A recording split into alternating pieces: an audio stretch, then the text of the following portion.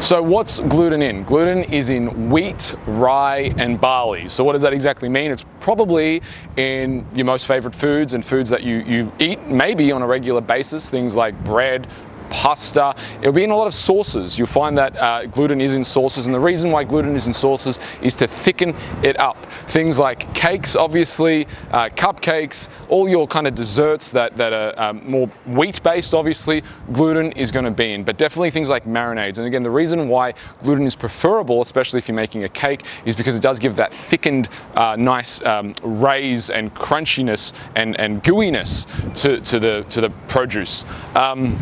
Not to the produce, to the frickin' dessert. In the medical literature, the most recent medical literature, what we do know for sure is that there are 5 main conditions that you look at in terms of gluten being linked to. First one, which is celiac disease. Now, quite obviously, if you are a celiac, you should 100% avoid all gluten, because gluten will impart, obviously, digestion and cause a lot of issues in terms of gastrointestinal issues.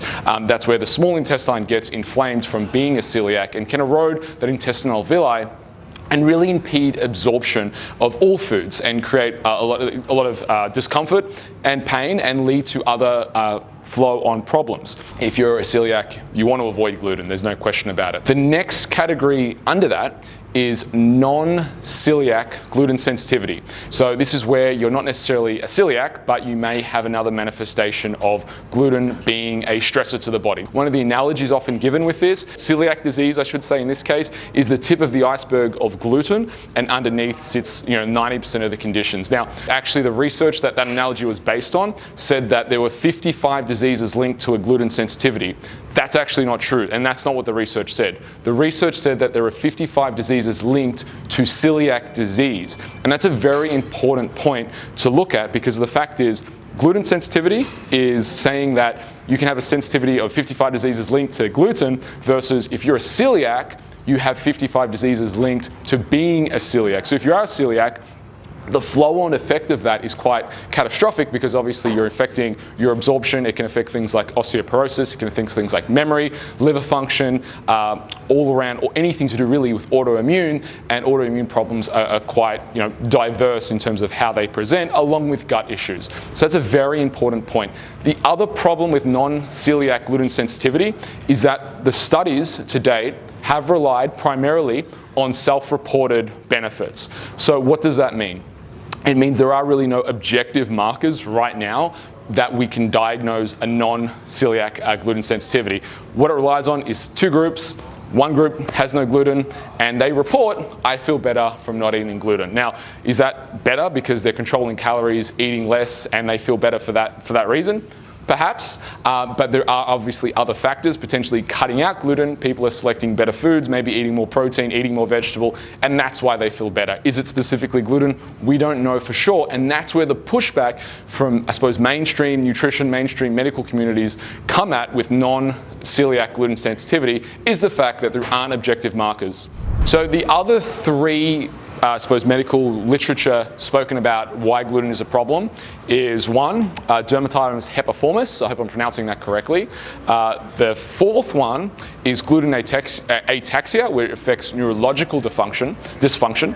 And the 5th and final one is wheat allergy, which is simply an allergy to wheat. Now, if you break those 3 down, I suppose they are different in terms of how they present. Obviously, with gluten ataxia, it's presenting more as a neurological dysfunction. It's affecting people's memory, cognition, coordination, and affects obviously the brain. And there is a lot of research that shows that our gut is our second brain, so it makes sense that someone who's a celiac, there can be side effects of that affecting brain even without being a celiac, because the gut and brain are so closely linked. With dermatitis herpetiformis, there is an axiom in functional medicine where the skin is a reflection of the gut.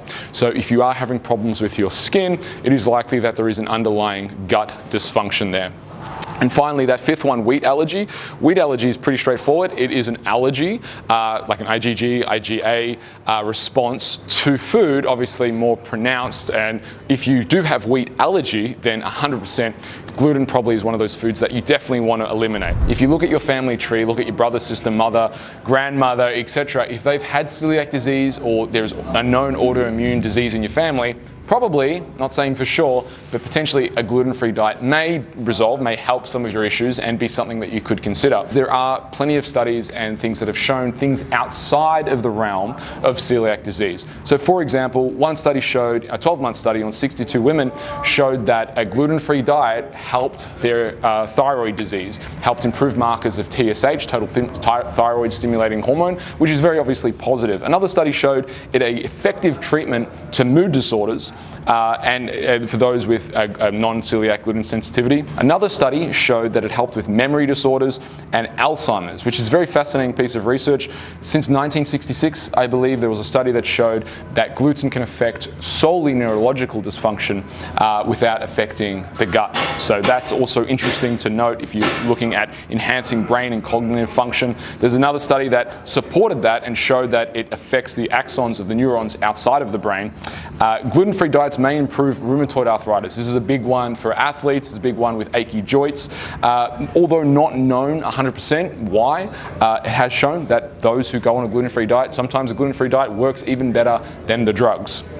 And finally, it's also found to be an effective treatment against things like psoriasis and skin issues. So certainly there is some validity to being on a gluten-free diet outside of the realm of being just a celiac. If you've enjoyed this video, and for future updates, make sure you subscribe to our channel and ring that bell.